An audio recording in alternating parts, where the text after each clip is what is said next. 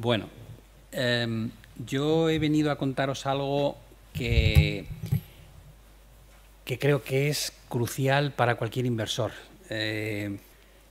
Como a muchos sabréis si me seguís, y sé que muchos me seguís, yo gestioné un fondo que llamamos Market Neutral o de inversión relativa, que tenía 500 millones de dólares bajo gestión durante 13 años.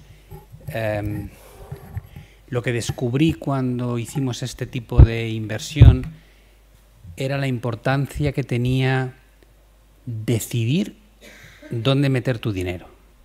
Y todo el mundo se cree que decidir dónde hay que meter tu dinero es decidir si hay que comprar bonos, bolsa, oro, petróleo. Y realmente no es esa la respuesta. La respuesta es qué bolsa, qué petróleo, qué bonos. Lo veréis al final, pero lo voy a anticipar ya.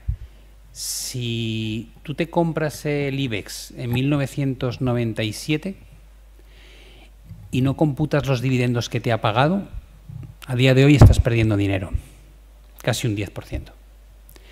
Si hubieses comprado el S&P 500 en Estados Unidos, estarías ganando casi un 300%, ambos sin dividendos. Por tanto, la pregunta en el año 97, igual que cualquier otro año en adelante, no era si había que comprar bolsa, sino qué bolsa había que comprar. En el momento en que uno entiende este concepto, se da cuenta que la implementación de la idea es mucho más importante que la idea en sí misma. Y yo os voy a enseñar cómo responder al interrogante de qué activo es el mejor a la hora de comprar. Es una forma de analizar, ¿vale? Entonces, como veis en esta presentación, va a versar sobre análisis relativo, que yo he tenido la suerte de gestionar un fondo durante 13 años, sé lo que es lo que nos permitió, y no es por alardear, pero es lo que nos permitió en el año 2008, cuando el sector bancario cayó un 90% en Estados Unidos y en Europa, acabar dando una rentabilidad de más de un 4% para nuestros clientes. ¿Por qué? Pues porque no se trata de un análisis donde buscas si va a subir o va a bajar el mercado. Lo que estás buscando es quién lo va a hacer bien y quién lo va a hacer mal. Esta parte es fundamental que la entendáis. Yo puedo invertir en dos valores bancarios, por ejemplo, Santander y BBVA. Cuando hago un relativo, me da igual que suban o bajen.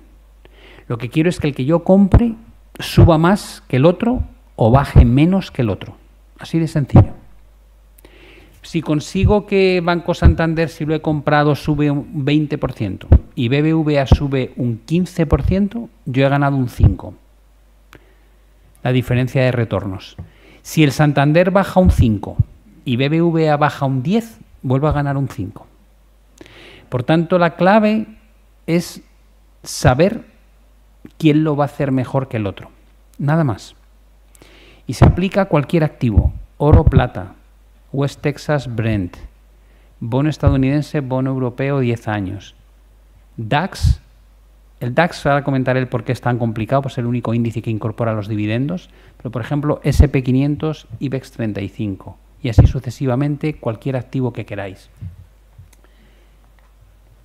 Realmente el concepto lo manejáis a diario, lo que pasa es que es difícil trasladarlo al resto de los activos. Cada vez que habláis de divisas, habláis de relativos. ¿Quién lo va a hacer mejor, el dólar o el euro? ¿La libra o el yen? ¿El dólar australiano o el dólar neozelandés? ¿El canadiense o el peso mexicano? Estáis apostando a uno contra otro. Cuando compráis euro-dólar, estáis comprando euros y vendiendo dólares, ¿no? Estáis justamente haciendo lo que hago yo con el resto del mercado. Y lo entendéis de fábula. Si sube de 1,10 a 1,15, el euro-dólar lo ha hecho 5 figuras o 500 puntos básicos mejor que el euro, mejor que el dólar. Digo, vale, genial. De 100 a 105 me meto un 5% de ganancia. Digo, vale, y si compras a 100 y baja a 0,95, digo, lo pierdes. ¿Cuánto? Un 5%. Quedaos con esa idea. Vamos a ver muchos ejemplos reales de ahora, yo me mojaré en algunos os diré, pues aquí no sé qué hay que hacer. Pero en otros os diré, pues mira, yo aquí compraría esto y vendería esto otro. A lo mejor hasta os digo qué he hecho en alguno de ellos. Todo depende si veo que, si jugáis con el móvil no os lo digo a ninguno. Esto, vamos a comparar oro y plata. Brent, más que Brent y West Texas, encontré un par que me gustaba mucho más. Vamos a comparar el Brent con el gas natural. ¿Qué hay que comprar? Y qué hay que vender en el bloque energético. La energía ha sido divertidísima. Nos ha pasado un castigo brutal al bolsillo porque hemos pagado cantidades ingentes, ¿no?, por encender la calefacción durante los últimos años. Y la pregunta ahora es, ¿con qué te quedarías? ¿Con el petróleo que está la OPEP que quiere aguantarlo y subirlo, o con gas natural que en el caso de Estados Unidos ha bajado hasta niveles casi de mínimos históricos?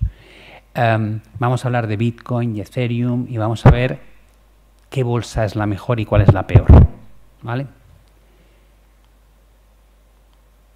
Bueno, antes de nada, ¿cómo se fabrica un relativo para poder analizarlo? Digo, tan sencillo como dividir los precios, el alto entre el alto, el bajo entre el bajo, el cierre entre el cierre de dos activos. Es el cociente, nada más. ¿Cuál es la parte más bonita? Que todo lo que sepáis hacer de análisis técnico sobre cualquier mercado en términos absolutos, es decir, si sabéis analizar el SP500 o el IBEX o el petróleo, lo vais a poder aplicar al relativo. Vais a poder seleccionar el gráfico y pintar líneas de tendencia, indicadores técnicos, divergencias, sobrecompra y sobreventa, patrones gráficos, hombros, cabeza, hombros, dobles suelos, Fibonacci. Es decir, lo vais a aplicar igual que lo aplicáis al euro-dólar o a cualquier otro par de divisas. Con lo cual no tenéis que hacer nada nuevo, simplemente construir el relativo. Alguien dirá, bueno, ¿y cómo me construyo en una Excel? Digo, no hay más fácil. En la XStation no hay relativos, pero podéis ir a tradingview.com, es una plataforma gratuita, y escribís el nombre del primer activo, barra de dividir y el nombre del segundo activo. Le dais al Enter y os fabrica los gráficos que vais a ver a continuación. Ahí veis un relativo arriba y abajo indicadores técnicos y estructuras gráficas tal y como las vemos habitualmente cuando analizamos cualquier índice, acción, materia prima o renta fija. Vamos a jugar con estos pares, ¿de acuerdo? Vamos a crear estos pares para que veáis dónde está. ¿Qué es importante? Lo mismo que cuando estamos analizando en términos...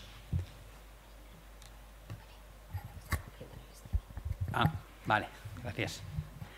Lo mismo que cuando analizamos en términos absolutos, hay una cosa que es clave, que es el espacio temporal. Entonces, vale, ¿qué es el espacio temporal? ¿Qué cantidad de gráfico ves? ¿Ves años? ¿Ves días? ¿Ves minutos? Uno de los mayores errores, que no sé si a vos habrá pasado, seguro que a algunos sí, tú empiezas con un espacio temporal semanal y ves algo muy claro. Y te vas a un diario y afinas. Y dices, nah, aquí está. Este se está rompiendo euro-dólar 1,0940, esto se va a 1,07 y medio, al menos eso dice Pablo, luego no sé si acertará, pero aquí tal. Y te metes, ¿no? Y tú vendes el par y crees que va a bajar y tal, y cuando las cosas no van bien empiezas a poner un gráfico horario y acabas en un gráfico un minuto. Si os ha pasado eso alguna vez, cerrad el trade. Porque estáis agobiados, o sea, habéis perdido completamente el norte. Es como decir, ya te pones a mirar un 5 minutos como diciendo, dame una alegría. Y ves a lo mejor una porquería de movimiento en el 5 minutos y dices, lo sabía. Te digo, no, tu problema está en el semanal, tío. Ese 5 minutos se va a evaporar dentro de 10. Pero tú ya vas buscando algo que te anime. Cuando buscas algo que te anime en un espacio temporal que no es el tuyo, es que estás muerto. No quiere decir que no pueda salir bien, pero quiere decir que tú ya psicológicamente te has ganado la batalla. A la inversa funciona igual. ¿Tú qué eres? Trader. Digo, ¿de qué? Intraday. Y ves a un tío que está con un 5 minutos y se le va en la dirección que no es. Y muy pancho hace así, dice 4 horas. Ya el problema es menor, porque en el 4 horas no parece que se ha ido tan en contra. Y si al día siguiente es un desastre, lo pone en plan diario. Dice, bueno. Y empieza a mirar soportes diarios para su posición en 5 minutos. Y si salta, mira el soporte semanal. Dice, pues estamos en las mismas. Si estás haciendo eso, hace días que tenías que haber cerrado la operación. Con lo cual aquí tenemos el mismo problema. Tenemos que especificar cuál es nuestro espacio temporal y nadie os lo puede decir, porque la realidad es que una de las cosas más difíciles que hacer es que cada uno conozca en qué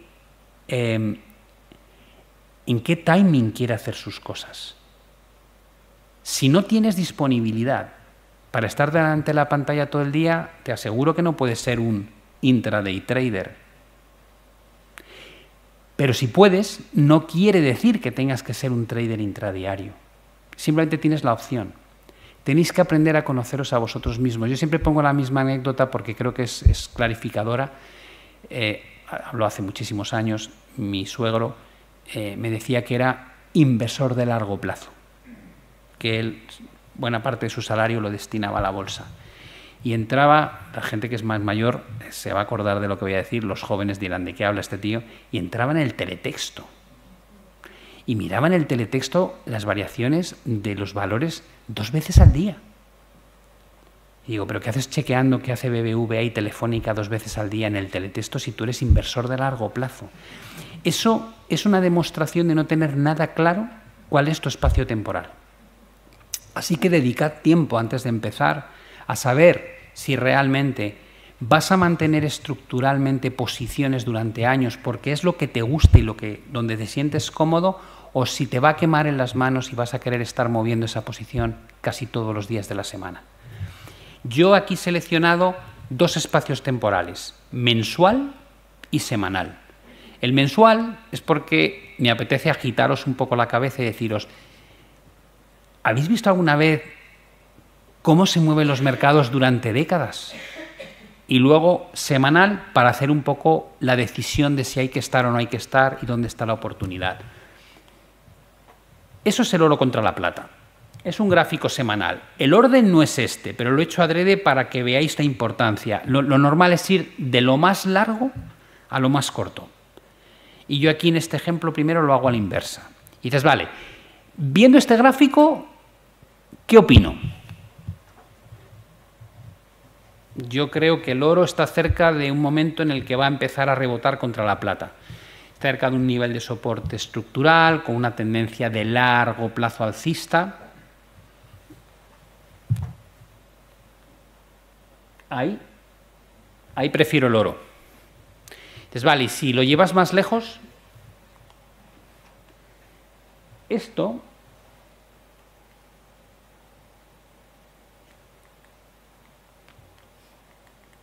perdonad, todo esto es este trocito. Ahora que estoy viendo un gráfico que se remonta a 1968, si alguien me preguntase diría, pues no, están bastante equilibrados. Es decir, está en mitad del rango. No veo una oportunidad histórica. No quiere decir que a nivel semanal no haya un punto donde me gusta más el oro que la plata. Sigue existiendo ese concepto, pero ya no lo veo como una super oportunidad. Y dices, vale, ¿tú qué tienes? Yo tengo los dos. Yo tengo oro y plata. Entonces, ¿por qué? Digo, pues porque el oro y la plata tienen conceptualmente una función distinta. El oro es ese activo que es ultradefensivo en crisis financieras, y como no me gusta lo que veo, quiero tener oro, cubre del problema de la inflación, pero no está ligado al ciclo económico. El oro, en principio, si la economía repunta, no creo que lo vaya a hacer muy bien. Pero la plata sí, porque tiene un uso industrial. y se ha quedado muy atrás respecto al oro. La plata, sus máximos históricos son 50 y tantos y el oro está ahora prácticamente en máximos históricos. El gráfico me dice que como están en medio, digo, puedes tener los dos activos. No hay que tener una decisión clara de cuál es mejor. Pero si me voy a este otro gráfico, que es petróleo Brent contra gas natural, aquí sí que tengo una opinión.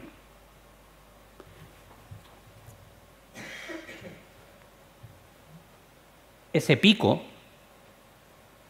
es lo que une la directriz desde hace bastante tiempo y la estructura tiene 5 tramos de Elliott. Y entre el 3 y el 5 hay megadivergencias en RSI y en el histograma de MACD. Y hay cortes descendentes. Y el movimiento ha sido ultravertical. Y simplemente una corrección de 38-50% de Fibonacci me trae aquí, que es la antigua zona de techos. Si alguien me preguntase, ¿qué tienes? Tengo gas natural. Estoy largo de gas natural. Y dices, ¿pero de trading? Digo, no. No, cuando se acercó a mínimos históricos pensé, yo quiero tener un poco de esto. ¿Cuál es mi riesgo? Que se rompan los mínimos históricos. ¿Te parece razonable? Digo, no. ¿Por qué? Pues porque todavía tienes la guerra, porque va a haber que reponer las reservas de cara al próximo invierno, porque ha caído muchísimo en muy poco tiempo. ¿Y por qué ha caído tanto? Digo, hombre, pues porque estábamos asustados del invierno, de que nos íbamos a quedar sin stock de gas y hemos pasado por el invierno con el estocaje más grande de los últimos 10 años, lo cual ha hecho que se hunda el precio del gas, lógicamente. Pero el próximo invierno será otra batalla. Eso es una posición a largo plazo. Yo estoy pensando en después del próximo invierno. No pienso estar mirando esta posición los próximos meses. Si yo tomo esa decisión de largo plazo, no pienso entrar en el teletexto 2 veces al día a ver cómo está gas natural. ¿Vale? Eso es muy importante que lo entendáis. ¿Y qué hay de bolsa? ¿Qué prefieres? ¿Estar invertido en el Nikkei o estar invertido en China? La economía japonesa es un desastre. Cada 3 años recesión. Pero tiene un banco central que no hace más que intervenir en los mercados, tiene los tipos negativos, compran ETFs de bolsa, compran bonos, y eso le da un soporte enorme. Y China, digo, China estaba hasta hace poco penalizando a su propia bolsa. El regulador se cargaba a compañías como Alibaba y Didi. Pero es que China tiene el problema de Taiwán con Estados Unidos. Digo, sí. Y tiene el problema del inmobiliario, ¿eh? Digo, sí. Y, dicen que hay un mercado negro bancario. Digo, es verdad. Y digo, ¿por qué te compras China? Digo, porque ha caído un 75% desde los máximos históricos. Ya, pero es que pinta fatal. Digo, ¿es que te crees que va a caer algo un 75% sin que pinte mal? Y aquí llegamos a otra gran lección que se entiende también en los relativos y es, lo queréis todo, queréis que cotice muy abajo y que todo pinte bien. Eso no existe. Arriba todo pinta maravilloso, por eso todos compráis. Y abajo pinta de funeral. Pero está en precio. ¿Seguro que encuentras el mínimo? No tengo ni idea, no espero encontrar el mínimo, espero encontrar un nivel suficientemente atractivo como para que en el largo plazo me dé un retorno positivo. Cuando miro este relativo, durante un tiempo la preferencia entre los dos era nula, estaba en un rango lateral. Cuando rompe aquí, hay una señal muy clara a favor de Japón. Y se extendió durante mucho tiempo. Y ahí se rompe la directriz a favor de China. Entonces, vale, pero no ha perdido los últimos mínimos, no ha cambiado la estructura de máximos y mínimos. Digo, no, todavía no. Y eso es lo que hay que mirar. Estamos haciendo un pullback ahora a esa directriz rota y si se diese la vuelta para abajo, ¿se formaría un hombro cabeza a hombro? Y entonces tendrías realmente un argumento súper potente a favor de China. Digo, sí. Entonces, ¿por qué has comprado ya China? Digo, yo he comprado China, no he vendido Japón aún. A ese relativo todavía no le he puesto la otra pata. He comprado China porque la hundieron y porque abandonan el COVID-0 y porque no tienen problemas de inflación y porque están estimulando la economía y porque están aumentando la M2 a un ritmo mayor de lo que la aumentaban en el año 2020 y porque pueden bajar tipos de interés y porque han bajado el coeficiente de reserva. Y dices, ¿y eso qué es? Estímulo. Es estímulo fiscal y monetario. ¿Y el resto del mundo qué hace?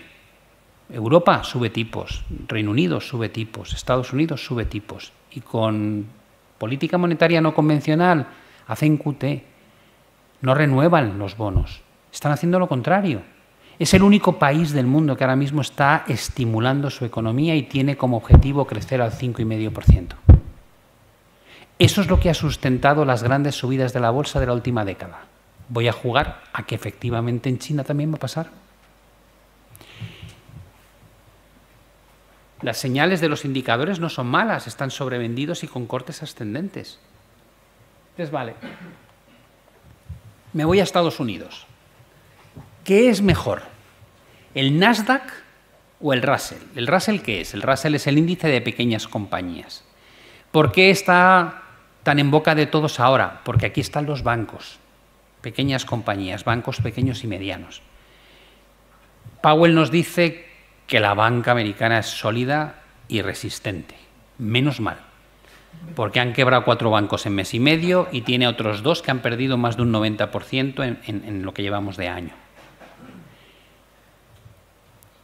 ¿Crees que la crisis bancaria se ha acabado? No, porque no pagan por los depósitos y porque tienes tíos listos como Apple que sacan depósitos a 4,15% de rentabilidad con la misma garantía de depósitos del FEDIC que los bancos.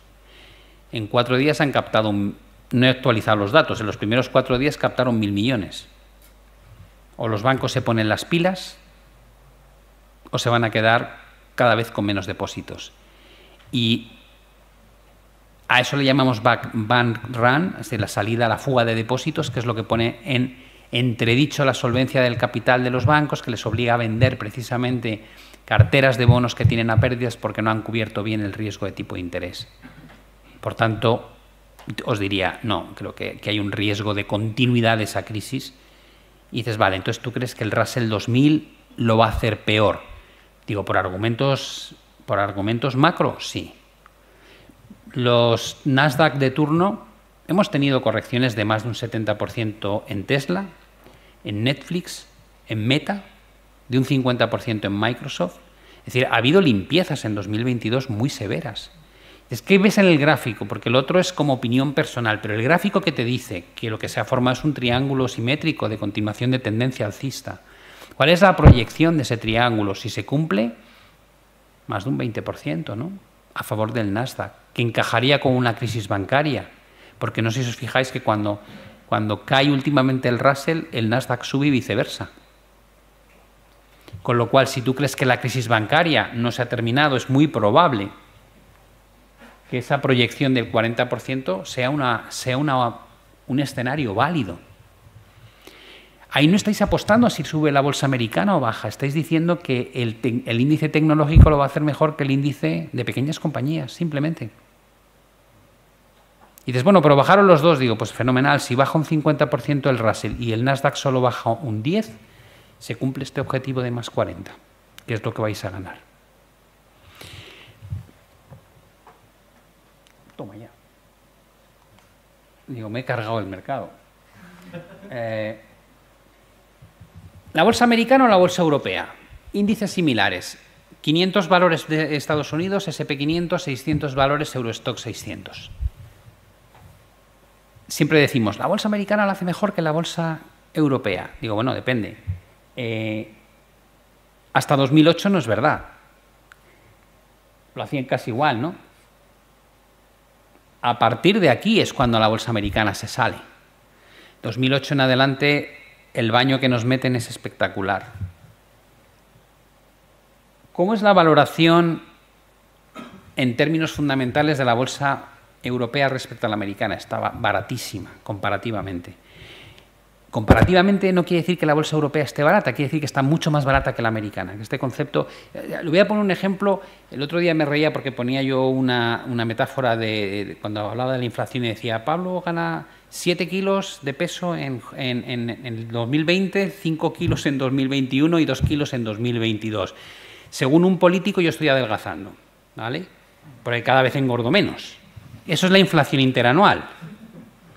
Y dice, pero realmente me estoy poniendo como un sollo.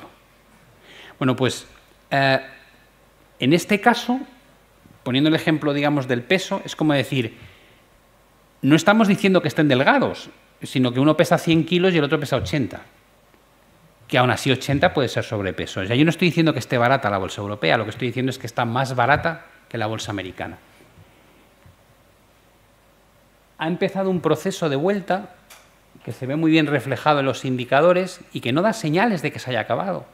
Con lo cual dices, ¿crees que esto podría llegar a la directriz, que con más o menos es un 50% de Fibonacci de toda la subida última y encima sería volver a la tendencia estructural? Digo, sí, claro.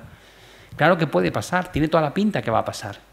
Con lo cual, si me dijeses, si tuvieses que estar expuesto a una bolsa, porque yo quiero estar en bolsa, te diría mucho antes en Eurostoxx 600 que en el S&P 500, claro está.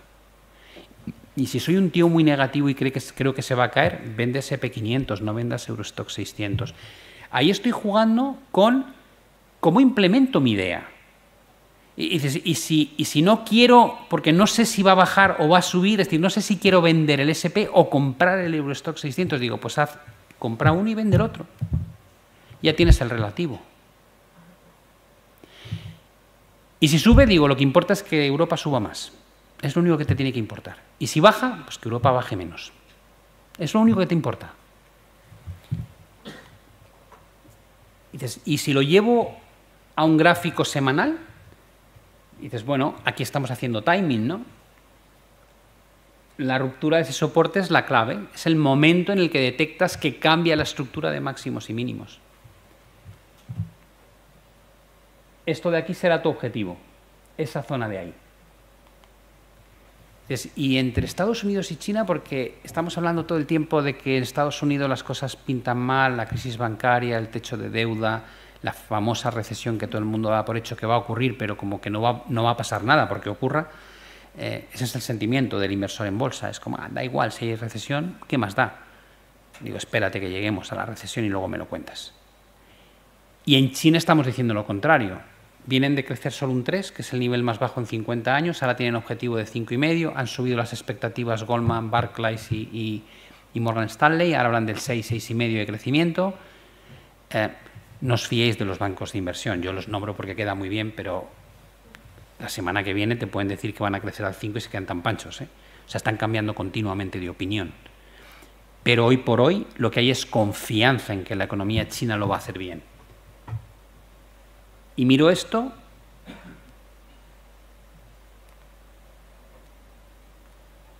y digo, vaya divergencia, vaya corte descendente en un gráfico mensual. Esto no se limpia en semanas, esto tarda medio año en limpiarse. Podríamos rotar aquí abajo y me vengo aquí y lo paso a un semanal. Entonces, ¿tienes ya la señal? Digo, no, todavía no la tengo. Pero como pierda la línea roja, eso es un hombro, cabeza, hombro. Hombro, cabeza, hombro, ¿no? Bueno, pues ya tengo algo que pueda apuntar. En un momento dado me puede interesar montar una posición largo de China, corto de Estados Unidos, que está basado en que uno tiene problemas de inflación y el otro no, estímulo monetario y el otro justamente lo contrario, uno muy caro y el otro muy barato. Lo pienso hacer, todavía no ha llegado el momento. Sé que esto que voy a hacer ahora es peligrosísimo, porque cuando menciono el IBEX es como que hable de vuestros hijos. No me he ganado más insultos por hablar mal del IBEX, o sea, es peor que hablar del Barcelona o el Madrid, es alucinante. O sea, yo no sé qué ocurre con el IBEX, que la gente es como, ¿y los dividendos qué? Es como la patria, es decir, bueno, yo no sé. El IBEX o el Eurostoxx 600, ¿dónde hay que estar? La buena noticia es que el IBEX ha roto la directriz bajista contra Eurostoxx 600. después de haberlo hecho fatal. Pero el IBEX no siempre ha sido un índice tan oscuro. Tuvo su momento de gloria. Desde el 2002 al 2008 el IBEX era una máquina de subir. El problema fue a raíz de 2008. ¿Por qué? Porque el IBEX tenía un componente bancario enorme. En 2008 surge la crisis financiera y luego, 2 años más tarde, Grecia hace el default y nos mete en la crisis periférica. Y los bancos españoles se ven obligados a fusionarse entre ellos y recapitalizarse en niveles muy bajos. ¿Qué es lo que han tenido que hacer los bancos? Justo lo contrario a lo que hacen en Estados Unidos. En Europa emitieron nuevas acciones, ampliaron capital cuando cotizaban muy bajos y se cargaron al accionista. En Estados Unidos, en lugar de ampliar capital, hacen share buyback, se pasan el día recomprando acciones, están quitando acciones del mercado. Mientras que unos valores están hundidos en la miseria, los otros han subido una barbaridad. Si lo miras en capitalización bursátil es cuánto vale una compañía en bolsa, multiplicas número de acciones por su precio. Descubrirás que Banco Santander vale casi de los momentos mejores de su historia, pero el que tiene las acciones está desesperado. Dice, vamos a volver algún día a 15, digo, no, lo siento, pero no. Porque tú lo digas, digo, no, porque si vuelves a 15 vas a ser más grande que JP Morgan. Porque es que hay muchas acciones que se han emitido ahí abajo. Y dices, ¿y Apple? Digo, Apple no vale tanto como crees, o sea, vale mucho, pero lleva recomprando tantas acciones que debería valer muchísimo más de lo que vale. Pero el accionista está feliz, porque reparte, la tarta que reparte de beneficios la reparte cada vez entre menos gente. Son dos estrategias completamente distintas. Y el IBEX, con ese componente bancario tan grande, sufrió la hecatombe a partir de las crisis financieras de 2008 y 2010. Y entramos, por supuesto, Telefónica no ayudó. Es decir, hubo algunas compañías muy grandes que también fueron un desastre en comportamiento y eso lastró pues, lo que ha hecho el índice desde entonces. Ahora, entre esos mínimos decrecientes, mirad las divergencias que había tan buenas, la ruptura de la directriz previa, ya hay que comprar el IBEX y vender Eurostoxx 600. Está a punto. Ahí hay un hombro, esto es un gráfico semanal, antes era un mensual. Hay un hombro cabeza a hombros invertido potencial muy bonito. Entonces, si se confirma la ruptura con el RSI saliendo desde la directriz, digo sí, la gran noticia, el IBEX puede ser uno de los índices que mejor lo haga. Entonces, vale, ¿y esto es trasladable al campeón de los campeones que es el SP500? Digo, bueno, vamos a verlo. IBEX SP500. Dices, ¿qué me estás contando? ¿Que el IBEX lo hacía mejor que el SP500 en la década de los 90? Digo, sí, claro. Claro. La bolsa americana no ha sido siempre ganadora. Y entre 1950 y 1989, el SP500 subió un 900% y el Nikkei japonés, ese índice tan asqueroso que es muy complicado de gestionar y que además no lo hace muy allá, salvo cuando lo intervienen, subió un 7.200%. O sea, la bolsa que hubo que tener durante 40 años a nivel mundial era el Nikkei. Cuando lo miras en un espacio temporal grande, se te caen los palos del sombrajo de tus convicciones, ¿no? Cuando a la gente le preguntas, la bolsa americana, digo, ahora sí. Pero en el año 89, si hubieses preguntado a cualquier inversor, ¿qué bolsa te hubiesen dicho? La japonesa. Porque llevaba décadas haciéndolo mejor que ninguna otra bolsa. De hecho, en el 88 se decía que la bolsa nipona y la economía japonesa serían las que adelantarían a Estados Unidos, igual que hoy se dice de China. No existía el concepto de Made in China. Tú veías un juguete de los niños y Made in Japan. Lo hacían todo mejor y más pequeño y más barato. Lo mismo que estáis viviendo en China, yo lo he vivido de joven con Japón. Exactamente lo mismo. No quiere decir que China vaya a tener que seguir los pasos de Japón, pero sí la mentalidad del inversor respecto a lo que estaba ocurriendo. Esa mentalidad de ganador la tiene ahora Estados Unidos. Pero esas cosas cambian. Tarda mucho, pero cambian. Y como no te des cuenta de que cambian, puede ser alguien muy frustrado. El que no detectó que el IBEX no era la opción buena, por eso se cabrean cuando hablo mal del IBEX.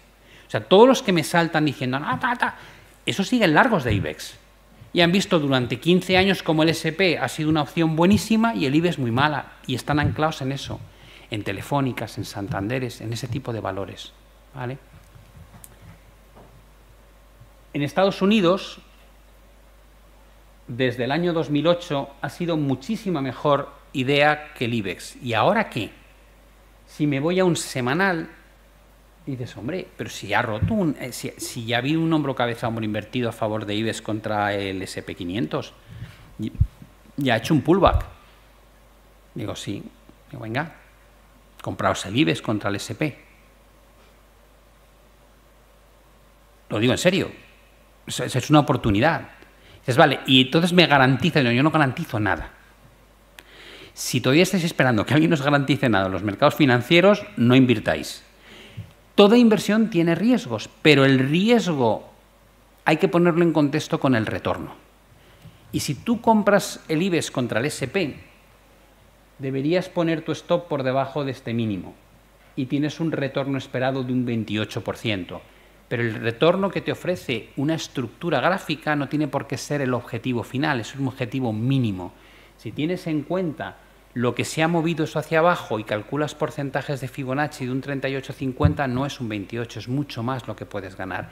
Si la relación te parece razonable entre ganar a lo mejor un 40% y poder perder un 15%, lo único que te queda por saber es cuánto quieres meter en la estrategia.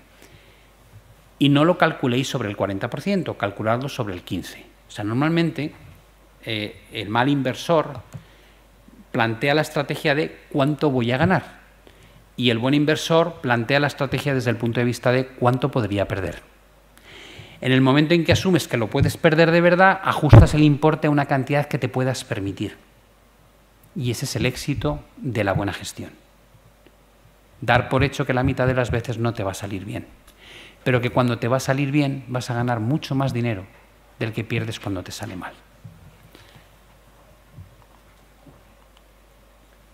Bitcoin y Ethereum. Dices, vale, ¿dónde hay que estar? ¿Cuáles tengo yo? Las dos. Importes similares.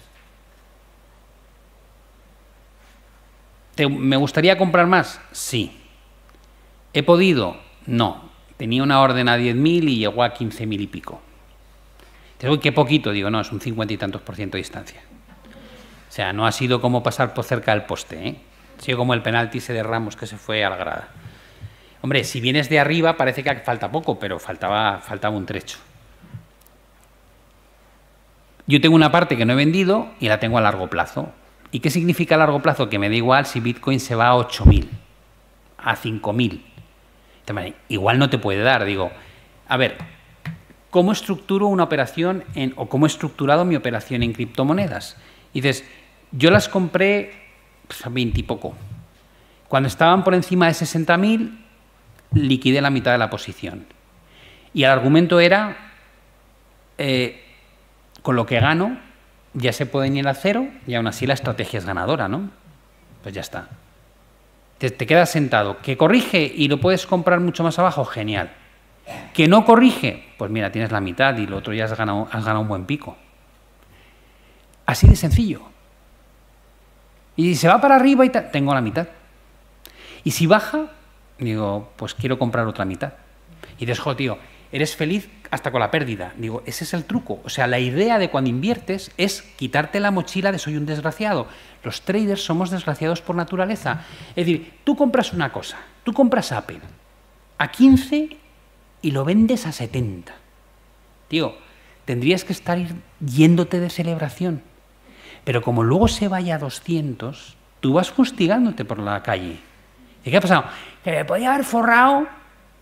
Te digo, tío, te has forrado. No, me podía haber forrado mucho más. Digo, ya, vale, ¿qué pretendes? ¿Acertar el máximo? Ahora, cuando pierdes, si pierdes un 50%, normalmente no dices, podía haber perdido un 90%, sino que dices, qué mierda, he perdido un 50%. Te digo, vale, pues ya está. Cuando pierdes, te da rabia, y cuando ganas, si no ganas todo lo que podías ganar, también te da rabia. Entonces aquí consiste en hacer el juego al contrario. ¿Cómo tomo las decisiones para que tenga la sensación de que es un win-win? He ganado, si sigue subiendo gano más, y si corrige, qué bien, me va a permitir comprar lo que quité. Y desde eso es como hacerse trampas al solitario. Digo, no, eso es intentar hacer de tu trabajo algo atractivo. Porque es que si no vas a estar amargado todo el día. Y explica el concepto de la diversificación a la hora de entrar y salir. No podéis entrar y salir todo en un mismo momento, porque la frustración va a ser casi continua. Si lo dilatáis en fases, siempre os queda ese resquicio de me salí pero me queda algo, o cayó pero qué bien porque quiero recomprar. Yo tengo las dos porque, como veis, no hay una señal clara, llevan mucho tiempo estáticos. Si perdiese este soporte, quiere decir que Ethereum lo va a hacer mucho mejor que Bitcoin. Entonces, vale, entonces, tal vez en ese caso vas a montar un relativo. Digo, no, pero automáticamente lo que voy a estar pendiente, si esa ruptura se da porque bajan las dos, ya no voy a comprar Bitcoin Ethereum, voy a comprar solo Ethereum, que es la que tiene mejor pinta. Voy a usarlo para decidir cómo implemento mi idea de querer estar en criptos. Y si rompe por arriba, sé que lo que quiero cargar más es Bitcoin y no Ethereum. Es simplemente una forma de que alguien me diga cuál de los dos merece más la pena. Porque la decisión de que los quiero tener ya la he adquirido, ya la tengo. Entonces, vale, pero eso no es de trading. Digo, no, quiero tener criptos porque en los billetes fiat, en los euros, dólares, yenes, yuanes, cada vez valen menos. Y yo quiero tener, igual que tengo oro y plata, quiero tener activos en paralelo al dinero fiat que me protejan un poco de la pérdida de capacidad adquisitiva. Ese es el argumento de tenerlo, y esto me ayuda a saber cuál quiero tener. ¿Cómo se hace? Bueno, aquí tenéis las dos plataformas, o sea, la plataforma de XStation, las dos activos, oro y plata, y lo que estás buscando es que este campo sea lo más parecido posible. ¿Por qué? Este es el valor nominal de la estrategia. Olvidaos del margen, olvidaos de necesitas tener 400 euros a la cuenta. No, lo que te importa es lo que vas a gestionar, esa cantidad. Y cuando tienes esa cantidad ajustada, te dice qué lotaje tienes que poner. Y entonces tienes que ejecutar las dos órdenes. La compra de uno y la venta del otro. Y la última pregunta que os va a suscitar la presentación de hoy es ¿y qué hago con la divisa? Porque claro, si estoy haciendo Eurostock 600 IBEX, ambas cosas van en euros. Si estoy haciendo oro-plata, ambas cosas van en dólares. Si hago Russell contra el Nasdaq, las dos son en dólares. Pero ¿qué pasa si hago IBEX SP500? Uno en euros y otro en dólares. ¿Tengo que cubrir el tipo de cambio o no? Pensad en el espacio temporal de vuestra estrategia. ¿Lo vais a mantener 2, 3, 4 años? Más o menos haceros una idea. Una vez lo tengáis, duplicad el tiempo y graficad el tipo de cambio de las dos patas que os importa. Calculad una línea de regresión entre ese periodo. Una línea de regresión lo que te dice es cuál es el punto de equilibrio en el par de divisas durante un periodo determinado. Y si estáis muy desviados del punto de equilibrio, hay que pensar si cubrir o no la divisa. Si está cerca del punto de equilibrio, no hay una ventaja, no tenéis que hacer nada. Yo lo he hecho más sencillo.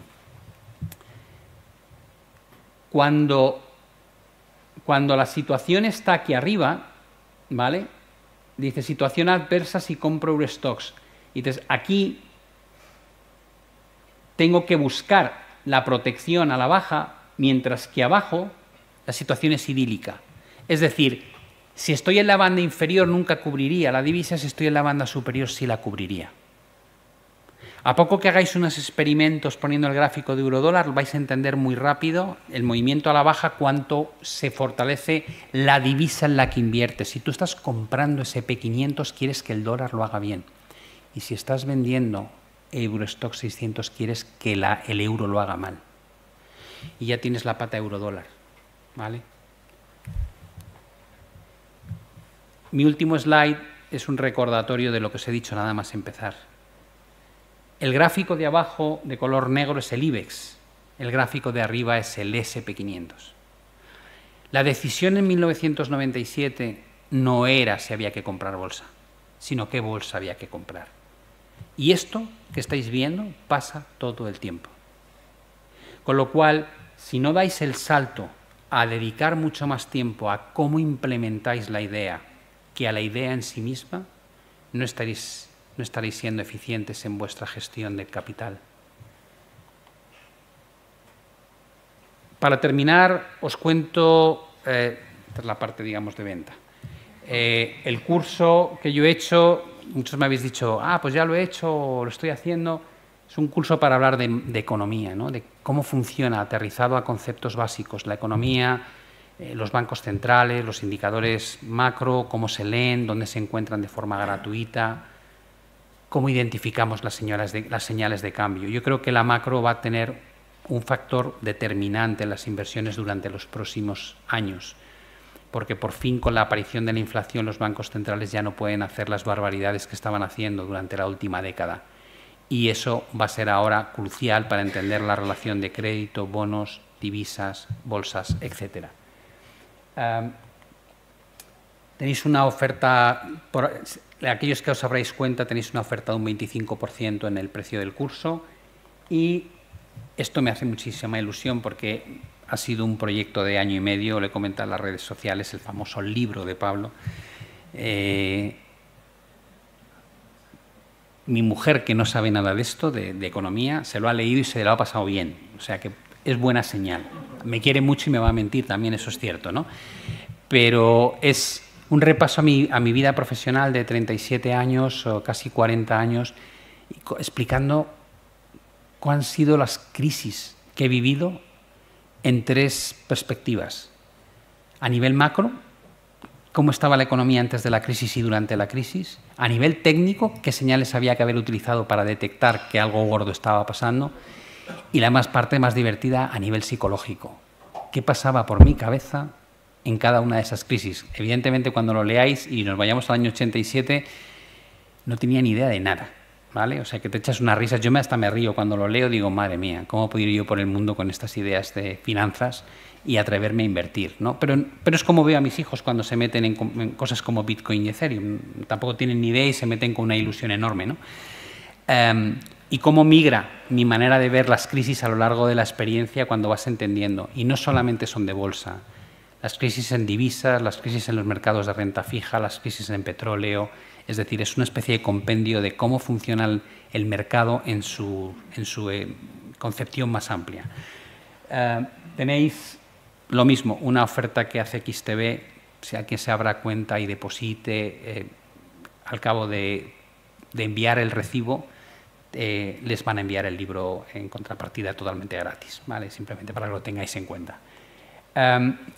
Yo querría despedirme, no lo he dicho al principio, agradeciendo que hayáis venido. Es un gustazo venir y encontrar gente dispuesta a pasar aquí un rato con los ponentes. De verdad que creo que lo que os he contado hoy, al margen de las bromas que haya podido hacer, es crucial que lo entendáis, es importantísimo, y aquellos que toméis la molestia de aplicar estos criterios desde el punto de vista relativo, os va a dar un montón de valor. Llevadlo a cosas muy básicas, ¿no? ¿Compro Santander o BBV? ¿Compro el IBEX o compro Eurostoxx 600? En el fondo estás comprando bolsa europea, pero ya habéis visto los gráficos que la diferencia es abismal. Si aportáis esto a vuestro análisis, el retorno que podéis obtener sin hacer grandes cambios, porque la idea la tenéis, simplemente estáis profundizando en cómo lo implementáis, vais a notar una mejoría tremenda, especialmente en el largo plazo. No quiere decir que la técnica no valga para el corto plazo, que también vale, pero es mucho más efectivo cuando estamos hablando de tendencias estructurales, porque las variaciones porcentuales que hay ahí son 70, 80, 100%. Ya os he dicho, el IBEX 0% o menos 0,8%, perdón, menos 8%, y el SP500 más 275%. En un plazo 2008-2023. Es una barbaridad la diferencia. Y ambos habríais hecho lo mismo, uno comprando bolsa española y otro comprando bolsa estadounidense, ¿vale? Os deseo muchísima suerte con las inversiones y muchas gracias por haber venido.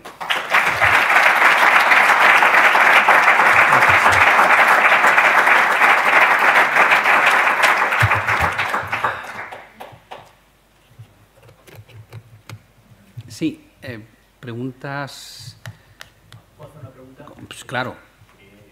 Bueno, yo tengo cuenta en XTB, entonces todos estos productos que has comentado, que has comentado, tanto los índices, las materias primas, son productos apalancados, estás pagando un swap diario. No necesariamente. Bueno, si lo haces a través del CFD, sí. ¿A través de qué otro producto se puede...? Futuros, contado, ETFs... Si lo compras a través de producto apalancado, tienes que tener en cuenta el swap, es decir, estás intentando batir el 9% anual que a veces... Mira, estaba Manu explicando hace un momento los ETFs. Tú puedes comprarte el oro en un ETF y montarte un relativo de ETFs de oro contra plata.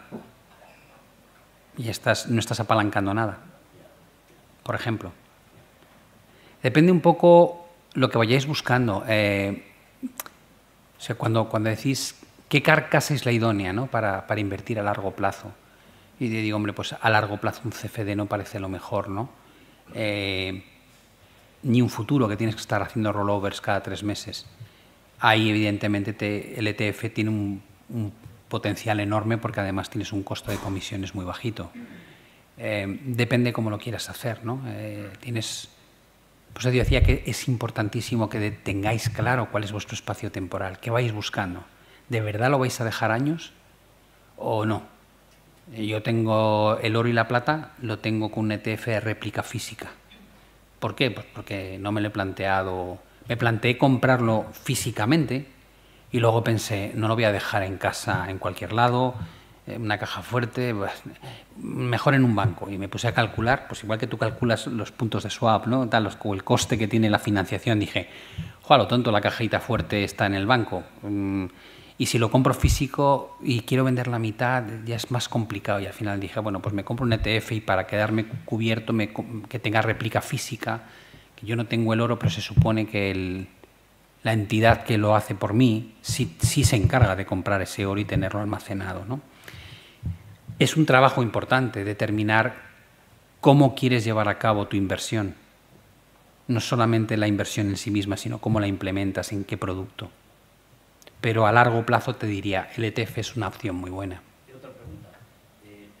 Hay un fondo en tus comentarios siempre que es la precaución ante una posible recesión, que tú lo das por sentado. Otros analistas, por ejemplo, yo sigo a Bankinter también, y Forcadas, que es de Bankinter, dice que es una ocasión perfecta para situarse, ¿no? Entonces, a mí siempre tengo esa precaución de esto que hablas tú de la claudicación, que puede haber claudicación. Sí. ¿Cómo puede afectar esa claudicación que hay en el mercado, como dices tú, a una inversión que hayas hecho en un comparativo de índices? Sí, ¿hasta qué punto ahora te dices, bueno, voy a avanzar a invertir en este índice, vender el otro? ¿Y qué pasa si dentro de 6 meses hay un crack? Pues lo interesante aquí es pensar cuál es el catalizador de esa capitulación. Si es la crisis bancaria y tú has montado un largo Nasdaq contra Russell 2000, el impacto de la crisis bancaria se va a notar mucho más en el Russell que en el Nasdaq, con lo cual probablemente esa estrategia vaya muy bien. Si el catalizador de la crisis no es la crisis bancaria, sino que de repente a Rusia se le va la pinza y decide utilizar armas tácticas nucleares y eso hace que se involucre el mundo entero y entonces se dispara otra vez el coste de la energía y de repente el foco es distinto, es más difícil. Pero por eso digo siempre, cualquier relativo que montéis tiene que llevar un stop y un take profit. Es decir, no es distinto a lo que hacéis. Tiene que haber un análisis de retorno-riesgo. Y cuando el riesgo alcanza la cota que tú te habías marcado máxima, hay que tener la disciplina para decir, no, pues mira, no ha salido. Y la humildad, ¿no? Decir, no ha salido, pues ya saldrán otras. Yo cada vez que abro una estrategia tengo clarísimo que a lo mejor es una de las que no sale bien. Entonces, eso no me frena, digo, no, hay otras que salen muy bien. Bueno, pues es parte de este negocio. Y te vuelves frío, lo disfrutas menos, parece como que ni te emocionas cuando lo sale bien ni te agobias cuando sale mal. Entonces, hombre, pues sí, al final, después de muchísimos años, eso es un poco lo que ocurre. Y sabes que hay rachas malas, donde parece que fallas mucho más de lo que aciertas, y nos pasa a todos, pues es que la gente no lo dice. Y hay rachas en que te sale muy bien, y cuando te notas así como liviano, como que tal, te acuerdas dónde vas, desgraciado, que ya vendrán las malas. Es decir, hay que conseguir ese punto de equilibrio, ¿no? Y ver esto como un negocio, de forma muy objetiva. Es la única forma. Pero no tendría por qué afectar a un relativo. De hecho, el análisis relativo es lo que mejor te debería permitir afrontar que el mercado colapse y tú seguirías pendiente de quién lo hace mejor y peor, en lugar de compré y se está hundiendo o no compré y se está yendo para arriba. Es la forma de defenderte ante la incertidumbre realmente. ¿Sí? Frente a una recesión o posible recesión, un activo como Bitcoin sería un buen refugio. Pues ha sido curioso porque de la misma manera que hasta hace unos meses las cripto sufrían a la par que el mercado y de hecho a veces anticipaban lo que iba a pasar en la bolsa, en este último tramo, con la crisis bancaria, se han convertido en activos refugios. Si te fijas, lo están haciendo como el oro. Hay mucha gente que me dice, es que Bitcoin es como el oro. Digo, perdón. El oro lleva con nosotros desde que somos seres humanos. Y Bitcoin lleva con nosotros 12 años. No quiere decir que no pueda tener un comportamiento parecido, pero no le pongas los galones que tiene el oro, que ha demostrado lo que ha demostrado. Bitcoin es un experimento. Yo lo tengo, que nadie lo vea mal. Yo tengo oro, Bitcoin, pero Bitcoin es el más viejo de los jóvenes. Es que los demás tienen 5 o 6 años. Entonces, tiene muchísimo que demostrar todavía. Sacar correlaciones de este activo con otros mercados cuando tienen tan poca historia es muy arriesgado. Ahora parece que es activo refugio. ¿Por qué? Porque yo creo que la gente se está dando cuenta con el tema de la inflación de que el dinero fiat es que te desaparece de las manos. Entonces dices, bueno, necesito cualquier cosa alternativa al euro, al dólar. Y luego cuando te hablan de las CDBCs, los bancos centrales, pues yo tengo pesadillas. O sea, yo tengo la sensación de que nos van a poner unos grilletes aquí en el cuello y van a saber cuándo, cómo, dónde ganas el dinero y exactamente lo mismo dónde lo gastas. Dónde, cuándo y cómo lo gastas. Pero nos lo están haciendo todos los días. Si pagas más de 1.500 euros en efectivo, eso no se puede. Digo, como que yo podría hacer con mi dinero lo que me salga en las narices. Que anda que no me ha costado ganarlo. No puedes sacar de España más de esta cantidad, tienes que declararlo. Digo, pero bueno, si te dan un billete, ahora ya no lo hacen los cajeros, pero cuando antiguamente pedías que decías, necesito 3.000 euros y te daban billetes de 500, tú ibas luego a pagar con un billete de 500 y te miraban y decían, ¿qué es usted, constructor? Y decían, ¿pero qué es esto? Dinero negro. Digo, ¿pero cómo dinero negro? Si me lo andan en el banco. El estigma del dinero ha estado ahí desde hace mucho y cada vez es un bien más en extinción, porque el dinero digital es mucho más controlable que el dinero negro. Si yo saco 3.000 euros del cajero, a partir de ese momento no saben qué hago con él. Hacer lo que quiera. Pero si lo gasto con la tarjeta, saben, hay un registro de todo lo que haces. Con lo cual, son los primeros interesados en que todo sea digital. Hasta el punto de que si un día hay un problema bancario gordo, pueden hacer así, le dan al grifo, cortan y dicen que no pueden sacar la pasta. Fíjate qué pasada. Ya ves que es mío. Con lo cual, mirad los billetes con nostalgia porque dentro de unos años no va a resistir. Ya lo veréis. Sí. Pablo, ¿crees que en ausencia de cifras negras, como lo que has comentado, por ejemplo, con Rusia o con una crisis bancaria peor, con el escenario más neutral, podría ser, sé que no lo opinas, pero ¿te planteas alguna vez que pueda ser que se haya puesto en precio el año pasado con las caídas del 25-30% la